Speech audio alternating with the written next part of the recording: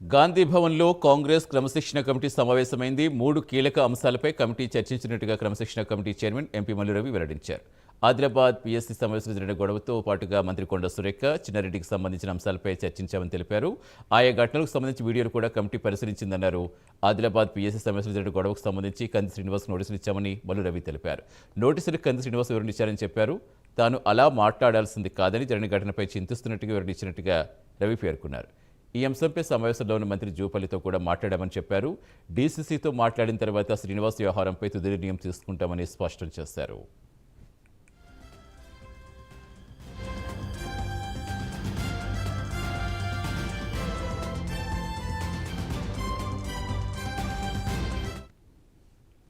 ఇక మంత్రి కొండా సురేఖ్ ఇచ్చిన షోకాజ్ నోటీస్కు వచ్చిన వివరణ కమిటీ చదివిందని తెలిపారు. అలాగే కొండా సుస్మిత మాట్లాడిన వీడియోలు తెప్పించుకుని పరిశీలించినట్టుగా చెప్పారు. ఆ వీడియోల్లో సీఎం పట్ల అనుచిత వ్యాఖ్యలు చేసినట్టు కనిపిస్తోందని పేర్కొన్నారు. కొండా సురేఖ్ అంశంపై ఎమ్మెల్యేలు మాట్లాడిన వీడియోలు కూడా క్రమశిక్షణ కమిటీ పరిశీలించిందన్నారు. అయితే ఈ అంశంపై తుది నిర్ణయం తీసుకోవడం లేదని స్పష్టం చేశారు. మరోసారి క్రమశిక్షణ కమిటీ సమావేశం ఏర్పాటు చేసి అన్ని అంశాలు చర్చించాకే నిర్ణయం తీసుకుంటామన్నారు.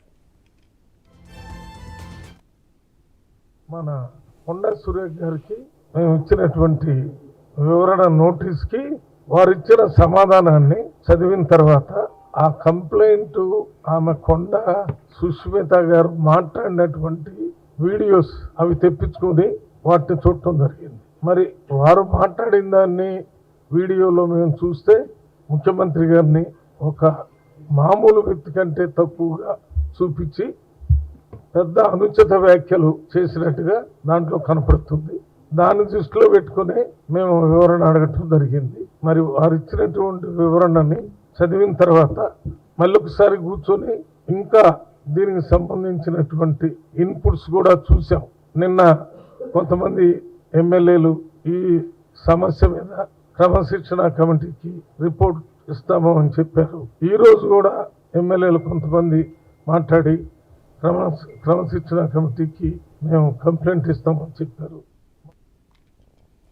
ఇక చిన్నారెడ్డికి సంబంధించి వ్యవహారంపైన కమిటీ చర్చించింది. చిన్నారెడ్డి మాట్లాడిన వీడియో పరిశీలించామని, ఆయనకి ఇచ్చిన షోకాజ్ నోటీసుకు వివరణ అందిందని తెలిపారు. చిన్నారెడ్డి ఇచ్చిన వివరణ కమిటీ చదివిందన్నారు. ఫిర్యాదు చేసిన ఎమ్మెల్యే మేఘారెడ్డిని కూడా పిలిచి మాట్లాడతామన్నారు.